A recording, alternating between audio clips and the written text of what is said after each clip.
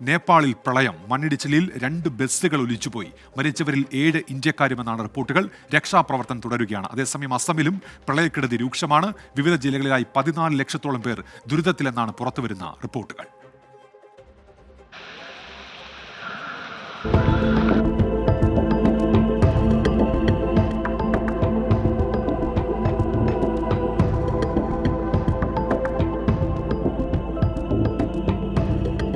ഇന്ന് പുലർച്ചെ 3:30ഓടെയാണ് അപകടമുണ്ടായത്.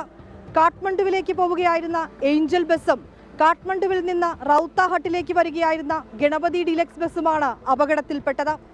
മണ്ണിടിച്ചിലുണ്ടായതിനെ തുടർന്നാണ് ബസ്സുകൾ ഒഴുക്കിൽപ്പെട്ടത്. 2 ബസ്സുകളിലായി ഡ്രൈവർമാരടക്കം 63 പേരുണ്ടായിരുന്നുവെന്നാണ് വിവരം.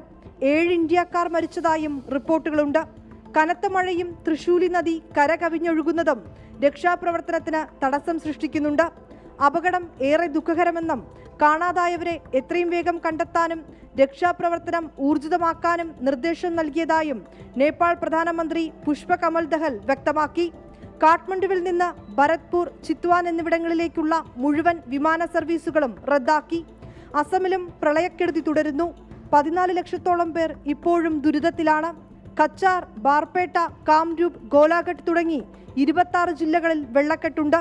രാജസ്ഥാനിലെ ജയ്പൂരിലും ജമ്മുവിലും മഹാരാഷ്ട്രയിലും പലയിടങ്ങളിലും ശക്തമായ മഴയുണ്ടായി. മഹാരാഷ്ട്രയിൽ ഇന്നും നാളെയും ഓറഞ്ച് അലേർട്ടാണ്.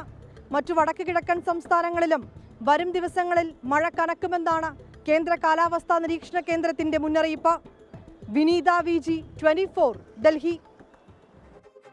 എല്ലായിടത്തെയും മഴയുടെ കാര്യം പ്രേക്ഷകർ ചൂണ്ടിക്കാണിക്കുമ്പോൾ കരുനാഗപ്പള്ളിയിൽ നിന്ന് പറയുന്നത് അവിടെ മഴയില്ല എന്നാണ് നിസാർ പറയുന്നത്. തൃശ്ശൂരിൽ മഴ ഉണ്ടോ എന്നുള്ള ചോദ്യമൊക്കെ വരുന്നുണ്ട്. കോട്ടക്കലിൽ മഴ ശക്തമായി എന്ന ഒരു പ്രേക്ഷകൻ അറിയിക്കുന്നുണ്ട്. അങ്ങനെ വിവിധയിടങ്ങളിലെ മഴയുമായി ബന്ധപ്പെട്ട വിവരങ്ങളൊക്കെ ഇപ്പോൾ വരുന്നുണ്ട്. തൊടുപുഴയിൽ മഴ ശക്തമാണെന്ന് ഓമനകൃഷ്ണൻ പറയുന്നുണ്ട്. ശ്രീരാജ് കാലിക്കറ്റ് പറയുന്നു ഉച്ചയ്ക്ക് തുടങ്ങിയ മഴയാണ്. കോഴിക്കോട് ഇതുവരെ നിന്നിട്ടില്ല എന്ന് പറയുന്നു. കൊല്ലത്ത് നേരിയ മഴ മാത്രമേ ഉള്ളൂ എന്നാണ് അതുൽ പ്രകാശ് ഇപ്പോൾ അറിയിച്ചിരിക്കുന്നത്.